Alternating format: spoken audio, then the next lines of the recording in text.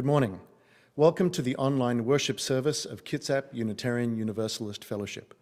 For those of you watching on our website today, welcome. In order to see the chat, you will need to click Watch on YouTube. For those of you already watching on YouTube, welcome. In order to type in the chat box, you'll need a YouTube account. And for those who need help setting up an account for future services, please contact our tech team after today's service at media@kuuf.org. I invite you to follow along in the order of service. The link will be available in the chat as well as on our website.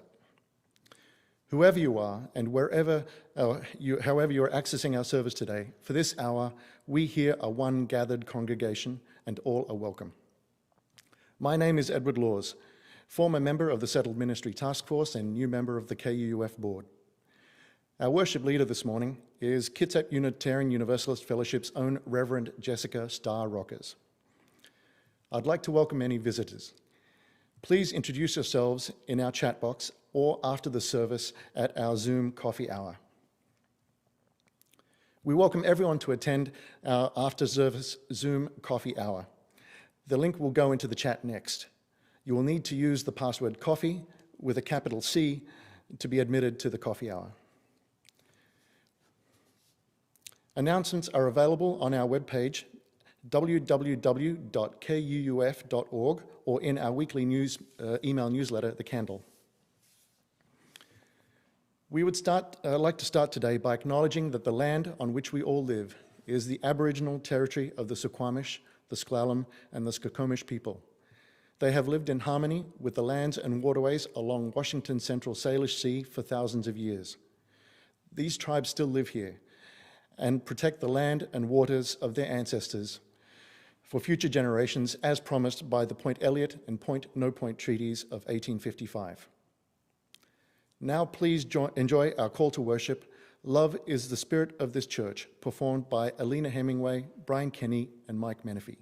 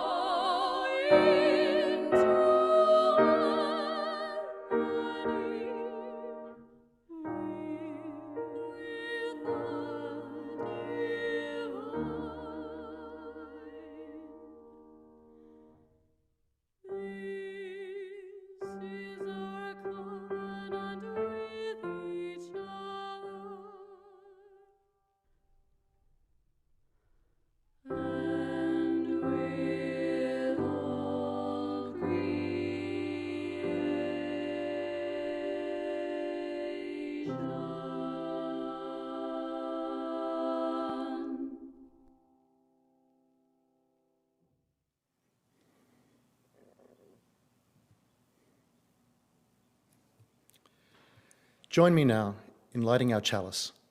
If you have your own chalice or candle at home, please light it as I read out the chalice lighting words. People of Memory by Kimberly Tomchak Carlson. We are a people of memory. As inheritors of our ancestors' legacy, we hold their stories tenderly, gleaning wisdom from diverse journeys, united in hope for the future. Guide us to trust in love as we kindle this flame together.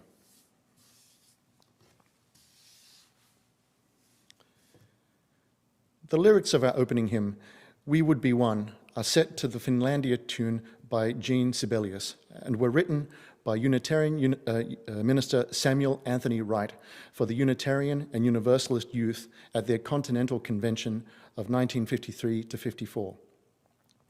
As noted by Jackie James in Between the Lines, at this conference they merged to form the Liberal Religious Youth of the United States and Canada, setting a model for the Unitarian Universalist denominational consolidation in 1961. Please join in singing our opening hymn, We Would Be One, number 318 in our Grey Hymnal, performed by Alina Hemingway, Brian Kenny, and Mike Menifee. The lyrics will appear on the screen.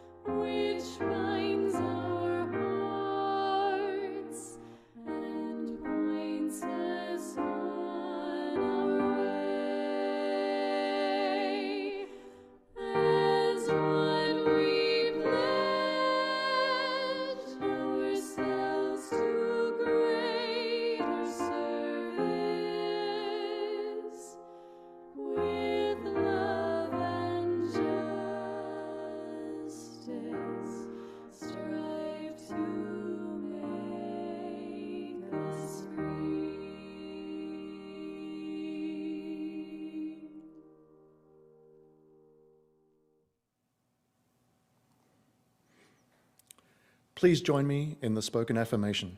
The words will appear on your screen. We gather as a caring community, seeking life's deeper meanings. We value diversity and affirm the worth of all living things. We strive to speak truth in love, to act for justice, to grow in spirit, and to care for the earth. We celebrate with open hearts and minds the creative power that sustains and transforms us. Now it's the time for our morning offering. You may donate electronically or by check. If you would like to donate electronically, please click on the PayPal me link in the chat.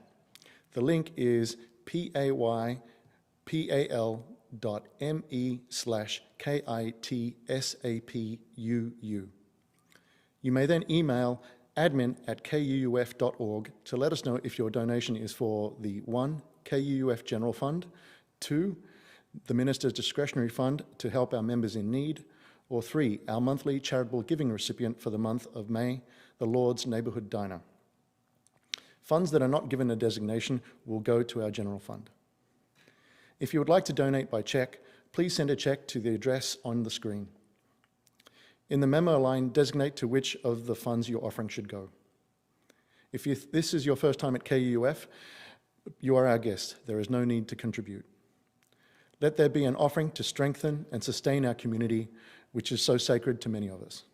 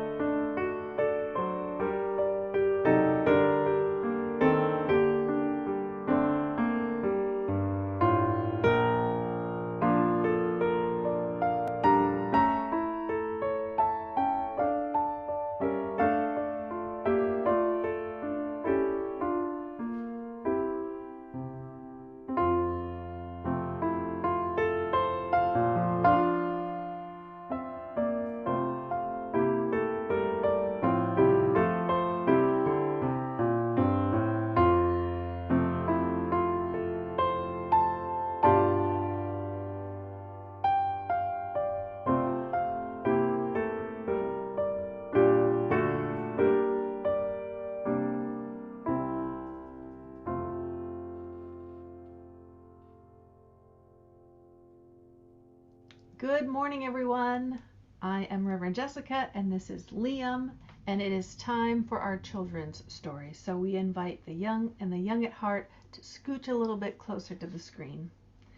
Today, we are celebrating a really special anniversary in Unitarian Universalism. This week is the 60th anniversary of what our faith calls the merger. What is a merger? A merger is when two separate organizations join together and become one. In this case, it was the Unitarians and the Universalists. They merged in 1961 to become Unitarian Universalists. But it was, in fact, the youth who merged first, and they created an organization called Liberal Religious Youth, or LRY, as it was sometimes known, where Unitarian and Universalist teenagers joined together and became one faith. The hymn that we sang today as our opening hymn, "We Would Be One," was their official hymn. Now, the story of the merger is a complicated story with a lot of different pieces to it. But the UU Church of Montpelier in Vermont created a story to help us understand what happened. And we are going to play that video for you. What happens when two separate kingdoms merge into one? This story is called The Two Kingdoms.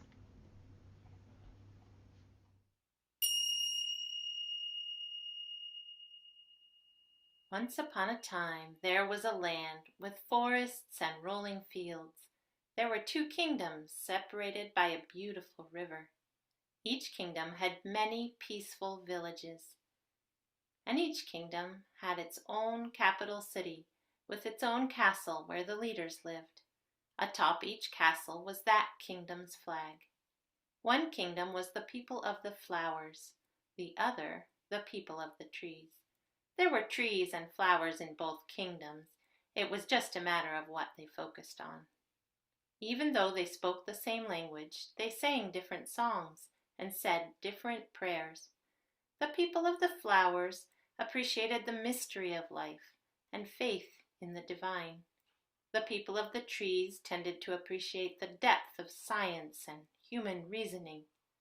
The people of both kingdoms were kind people who wanted to care for the land, their families, and make their kingdoms a better place. They gave friendly waves from a distance, but mostly the people stayed on their side of the river. And so it went for a long time.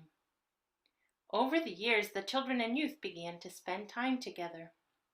This looks like a great swim spot. Can we play? This is an amazing climbing tree. Want to join us? They learned each other's songs, and the parents were happy to see the youth having fun with those from the other kingdom. Then the teachers from the separate kingdoms became friends. Why not work together and share our ideas and books? Yes, the new lessons were lively and engaging for both kingdoms. Some of the village elders saw the wisdom in what was happening. Sharing resources helps make us stronger. Let's consider becoming one village. Makes sense to me and me. 2 villages on opposite sides of the river voted to become one. They built a bridge connecting their villages. Another village saw this, and they did the same. The people of all the villages heard about this, and so did the leaders in the castle. They wondered, what would it be like to combine our kingdoms? Could be interesting. Could be very complicated. They couldn't see an easy way to do this, and so quickly gave up the idea. But dozens of villages went ahead and voted to unite, and more bridges were built. Each kingdom had their own youth club for teenagers and young adults. They went for hikes and picnics and wished for more members, so the 2 clubs joined and formed the Society of the Young Rooted Ones. They created a new song from their old ones. It spread from the villages and across the land. It wafted through the walls of the castle, and the kings and queens and royal advisors all heard. They saw their children and youth playing and crossing the distant bridges. The royalty and advisors from both castles came down from the towers and met on an island, and agreed there were many good reasons why their kingdoms should join together or merge. But they found that it was still complicated. Both kingdoms loved to discuss big ideas, so there were lots of meetings. The people of the trees worried that the people of the flowers were just too different from them to form one kingdom, and the people of the flowers, who were a slightly smaller kingdom, were afraid that who they were and what they believed would get lost, so they drafted a set of agreements. More questions arose. Which castle should become the castle if we united? Which of our leaders would become the new leaders? Shall we use the word the or the word our in this paragraph? The adults spent nearly 10 years coming to agreements. Then they added amendments or changes to what they agreed upon. Finally, the day of the vote arrived. Nearly 2,000 representatives from the many villages and cities gathered together from both kingdoms, and when the votes were counted, the winning decision was clear. We will unite! A cheer rose up from the crowd. Between each city and village, we will build a bridge. Another cheer. The new kingdom had a rather long name, the People of the Flowers and Trees, but it made everyone feel included. Let's create a new flag. And so the work of this new experiment began. They would need a lot of open minds and listening with love going forward, but the people were excited to try out this new idea. Each year they celebrated the anniversary of their joining together, going down to the river to pray and give thanks for one another and what they might create together in the years ahead.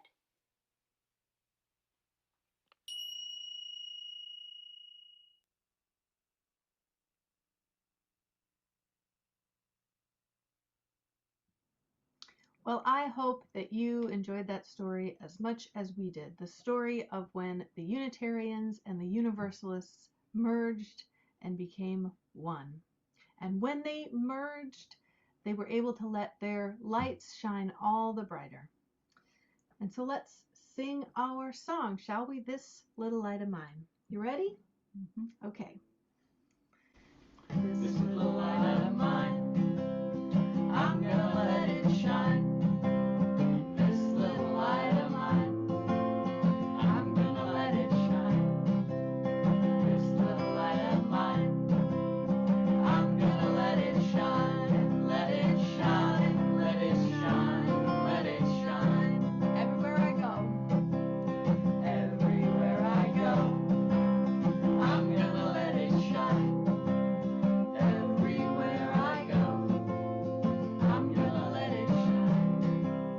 Everywhere I go, I'm gonna let it shine. Let it shine, let it shine, let it shine. For my community, for my community, I'm gonna let it shine. For my community, I'm gonna let it shine. For my community, I'm gonna let it shine. Let it shine, let it shine, let it shine. This little light of mine, this little light of mine, I'm gonna let it shine. This little light of mine, I'm gonna let it shine. This little light of mine, I'm gonna let it shine. Let it shine, let it shine, let it shine. Let it shine, let it shine, let it shine.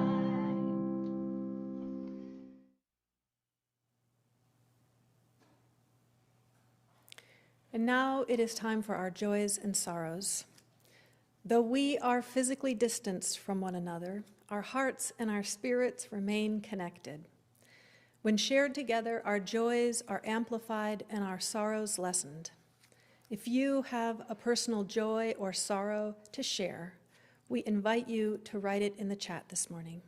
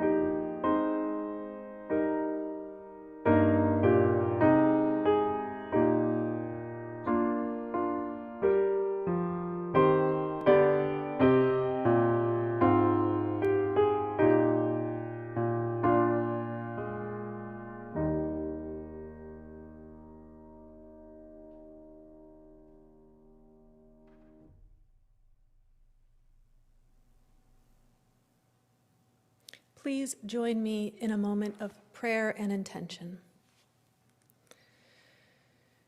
Spirit of life and love, we are so grateful for this community that we share.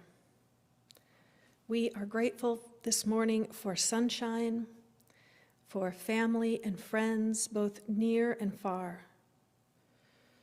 We are grateful for the opportunities that we have in our lives. And we are grateful for the power of this faith. In all the moments of our lives, for those loved ones and events shared this morning, and for those we yet hold in the silence of our hearts, we are truly grateful for the love and support of this beloved community. May the Spirit of life and love bring peace to us all. Amen.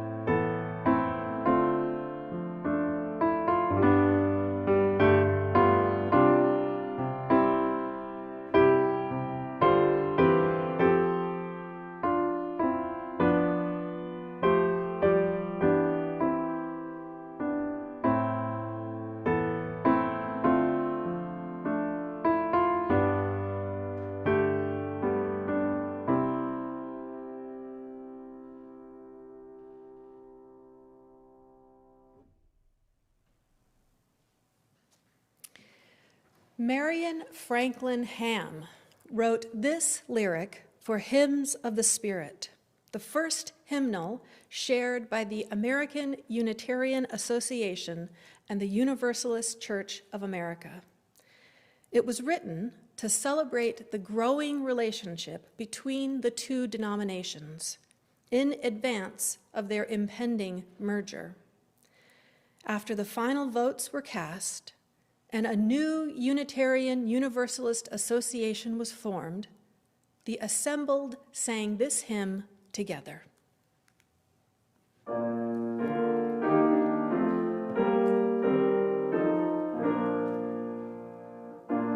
As tranquil streams that meet and merge and flow as one to seek the sea,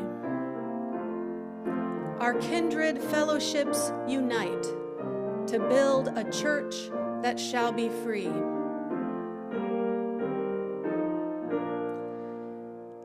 Free from the bonds that bind the mind to narrow thought and lifeless creed. Free from a social code that fails to serve the cause of human need. A freedom that reveres the past, but trusts the dawning future more, and bids the soul in search of truth adventure boldly and explore. Prophetic Church, the future waits your liberating ministry. Go forward in the power of love. Proclaim the truth that makes us free.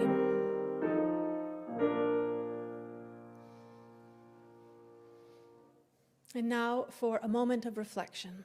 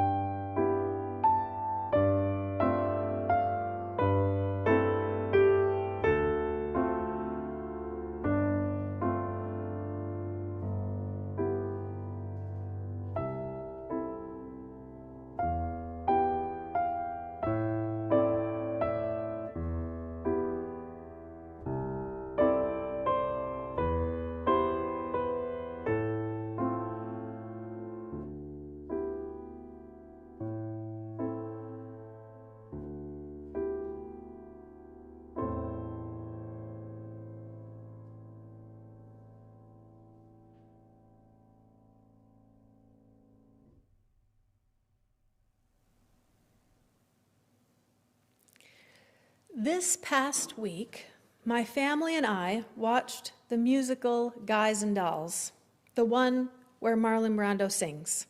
It's a rare moment in cinematic history, worth it just to see that. But one of the running gags through this musical is where two of the characters are engaged to be married. And because of the reluctance of one, their engagement lasts what everyone around them considers a ridiculously long time, 14 years.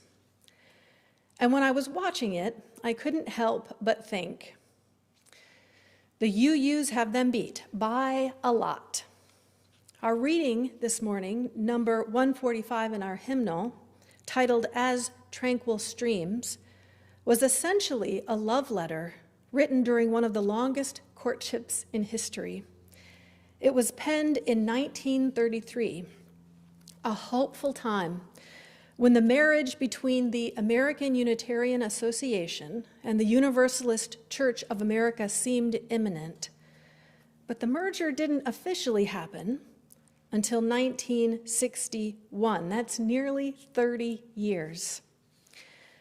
Now, 30 years would be a long enough engagement to warrant some level of fatigue on either side, some amount of skepticism.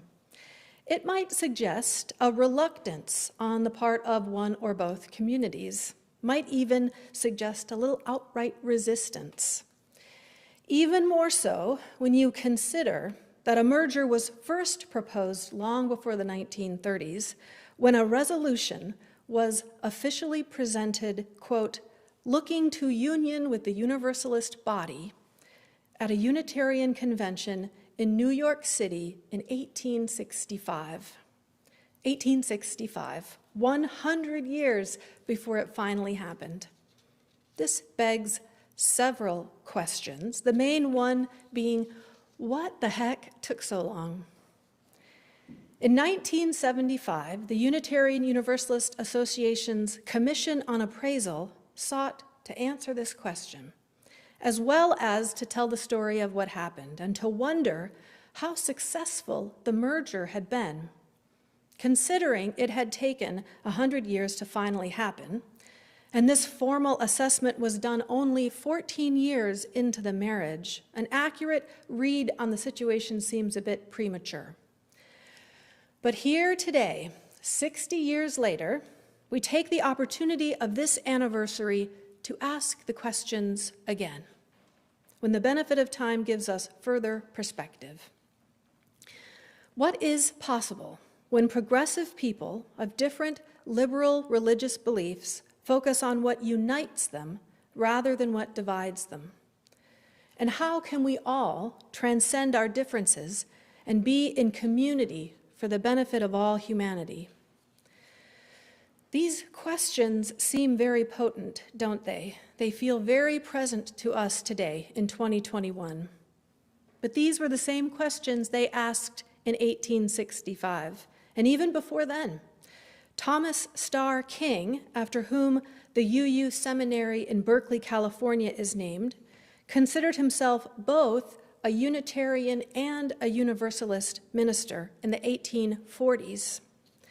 And the first church in America to be both Unitarian and Universalist was in Mukwonago, Wisconsin, when the United Unitarian Universalist Society of Mukwonago was formed in 1877, a full 84 years before the official merger. By the time the official consolidation happened, there were 29 churches that had already merged and become UU. In addition to that, religious educators from both denominations had collaborated on a shared curriculum for children in the early 1930s. And then, of course, the youth themselves merged in 1953 and formed LRY, Liberal Religious Youth. In fact, the two denominations were so closely intertwined and had been formally courting for so long, Thomas Starr King is quoted as saying, "The only reason the Unitarians and the Universalists haven't already joined is that they are too closely related to be married." In his book on the history of Unitarian Universalism, titled The Premise and the Promise, author Warren Ross writes, "It was more than a century of flirtation, or perhaps minuet is a better metaphor, for it was a relationship marked by a continuing series of approaches and withdrawals, of asking first, why not, followed by why. After the youth chose to disband their individual organizations and create a real blended family, the parent organizations finally relented and accepted the inevitability of marriage. In 1956, both denominations agreed to establish a joint merger commission. This commission, led by a man named William Rice, who was raised Universalist and ordained Unitarian, called two plebiscites. A plebiscite is merely a fancy word for an organized vote. And the two votes each sought to answer a question. One, should the commission proceed? And two, shall we consolidate? These plebiscites were preceded by 2 years of preparation and an overwhelming amount of paperwork, at least 1,000 pages of information presented. But the preparation paid off. At the first plebiscite, 76% of Unitarian congregations and 74% of Universalist congregations participated. And 75% of those voting answered yes. The commission should proceed. The final document was the plan to consolidate, a 44-page manuscript known colloquially as the Blue Book, to be voted on by both denominations at separate but concurrent conferences in 1959. The plan included not only a process of merger, but a constitution and bylaws for the new organization. The name proposed was the Unitarian Universalist Association, which was then amended to the Unitarian Universalist Association of Congregations. This was but one of the 57 amendments proposed. So consider this. Each of these 57 amendments had to be submitted, so moved, seconded, debated, and voted on. And the Unitarians and the Universalists were meeting concurrently but separately. So every change had to go through a dual and identical process. Everything down to the comma had to stay consistent. You can see how the hyper-focus on democratic process as a way to alleviate anxiety has been with us from the beginning. Also, an almost obsessive commitment to semantics, zeroing in on words and phrases that may or may not accurately and specifically represent our most authentic individual beliefs. Everyone had to agree on the language of everything, which means a theological debate was bound to occur. The most contested of these being centered on the statement of principles in the bylaws. Warren Ross writes, there were essentially three factions, and I bet you can say what those were. The traditional theists, who wanted a reference not only to God, but to our Christian heritage. The Universalist theists, who preferred acknowledging the great prophets and teachers of humanity in every age and tradition. And the humanists, who would just as soon do without reference to any deity at all.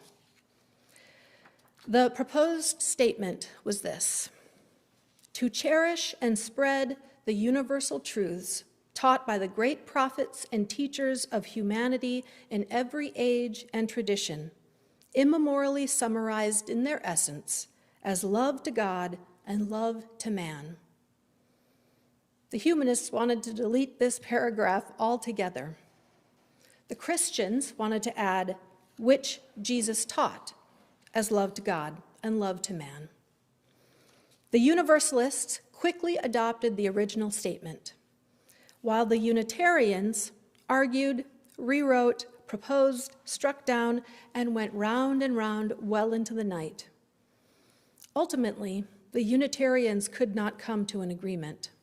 And because the Universalists had already approved the statement, it seemed as if the entire merger was going to crumble quite literally at the 11th hour.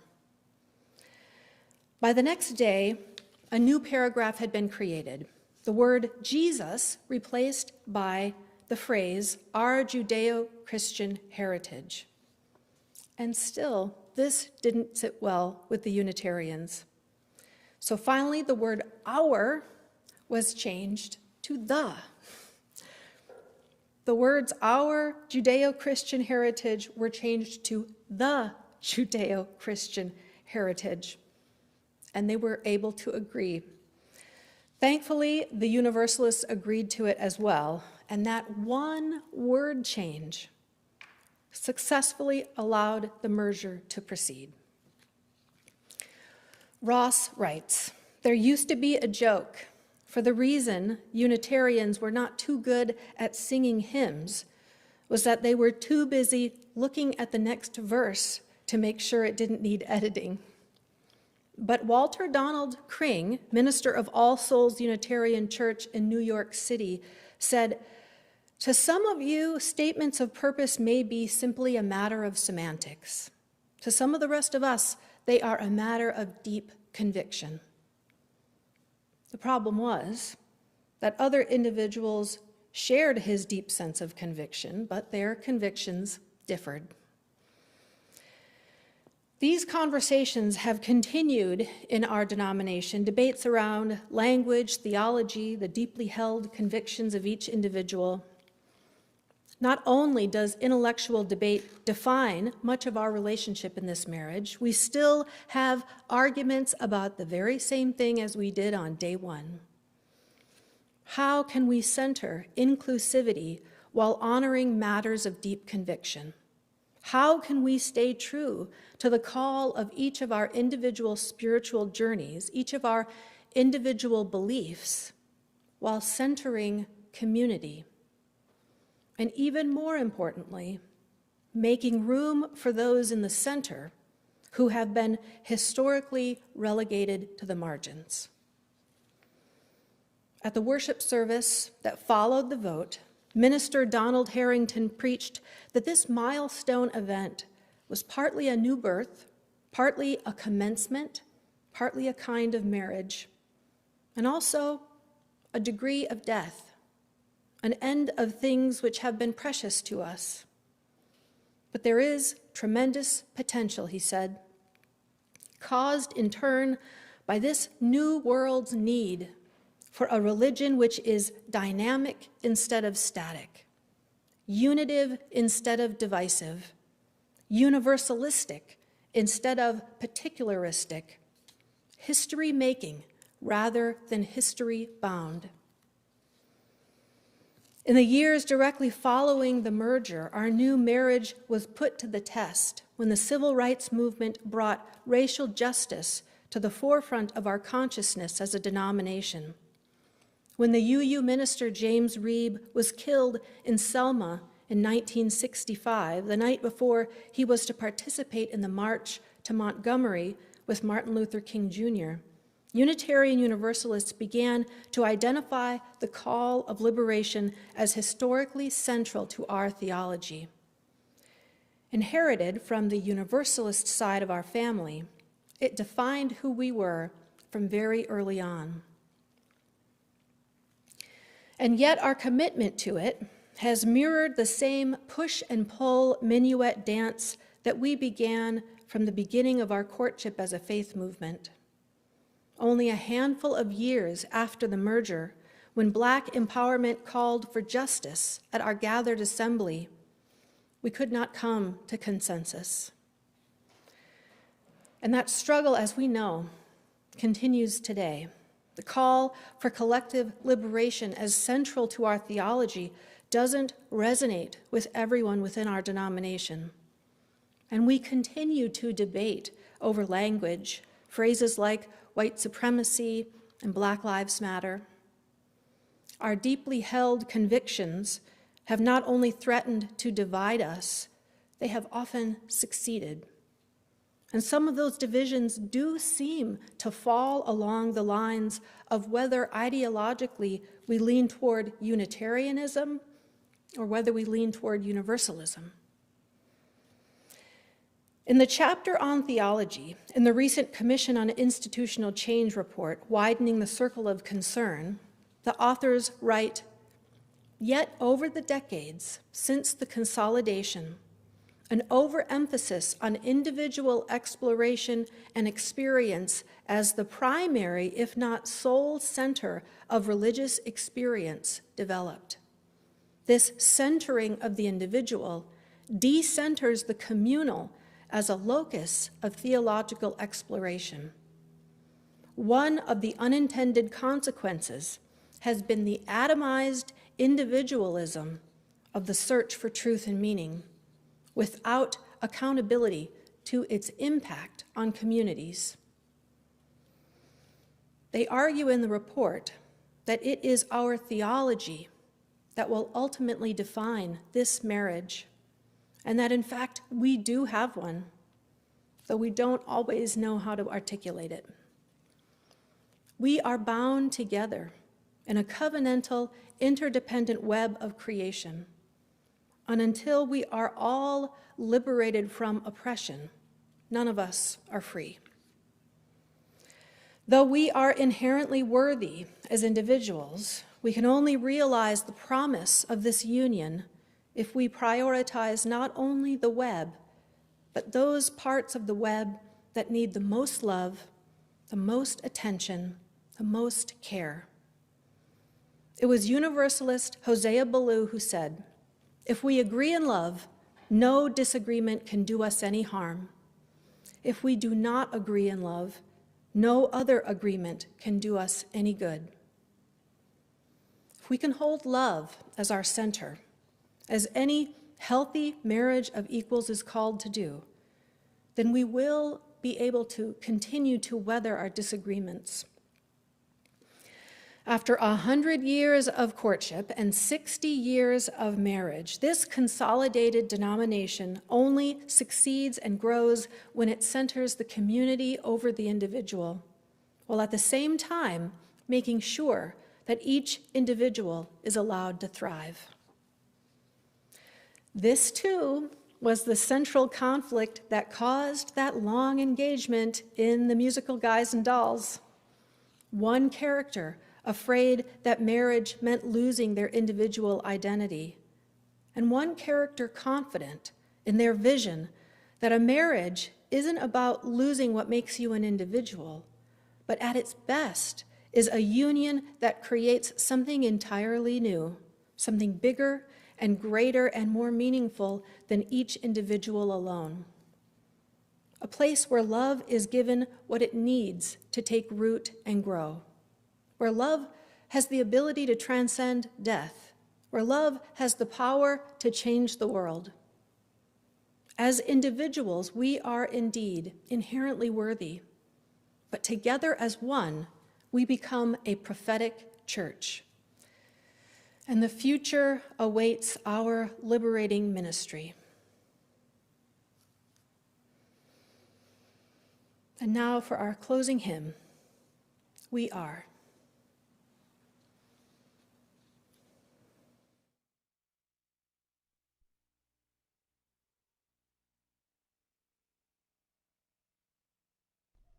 For each child that's born, a morning star rises and sings to the universe who we are.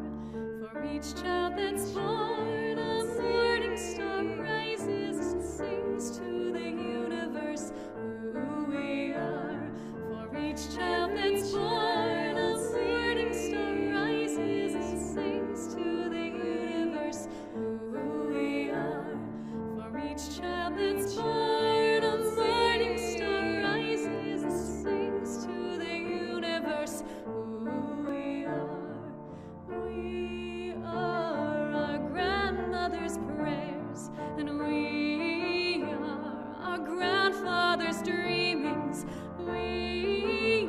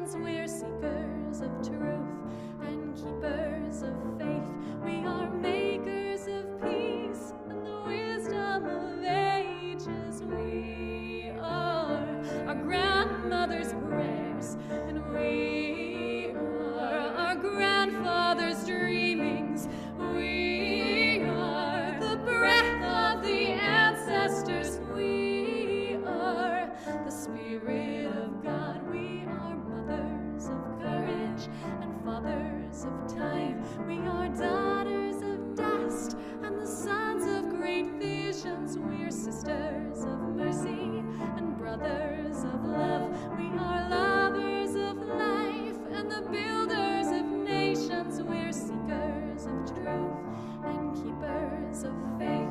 We are makers of peace and the wisdom of ages. We are our grandmother's prayers, and we are our grandfather's dreams.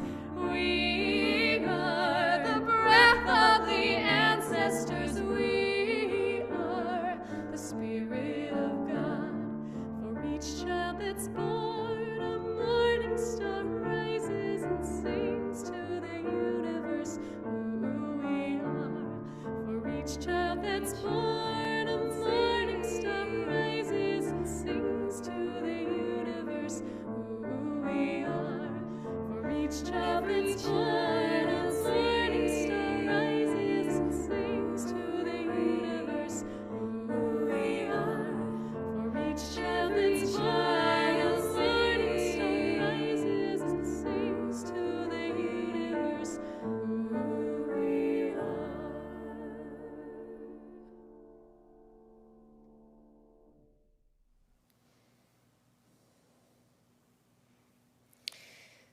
Well, thank you everyone for being here today, for finding us on YouTube again. Our coffee hour is still on Zoom as usual. The link will appear in the chat, and I think it's going to appear on the screen later. In the chat, if you have access to that, you can click on the link directly. And the password for that is coffee with a capital C. We also have a new to UU class after the service, and the link for that should appear in the chat and on the screen in a little bit as well. So I hope if you're new, I will be there. I would love to say hello and get to know you. So come and join us. Super special thanks to our tech and worship teams, not only for today, but for those of you who stepped in on May 2nd when I wasn't well. I'm pleased to say that I am feeling much better. Thank you, everyone, for your care and your concern. I am so thrilled to have been in the pulpit today. It was a joy to be here. And actually, I look forward to the day when you can all be here with us.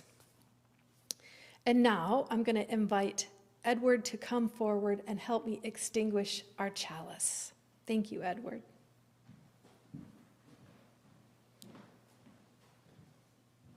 And we are going to use this adapted version of the Unity Prayer. May the light of love surround us, the love of this community enfold us, the power of love protect us, the presence of love watch over us. And may we remember, wherever we are one community, and the spirit of love is with us. Amen. Ashe, may it be so.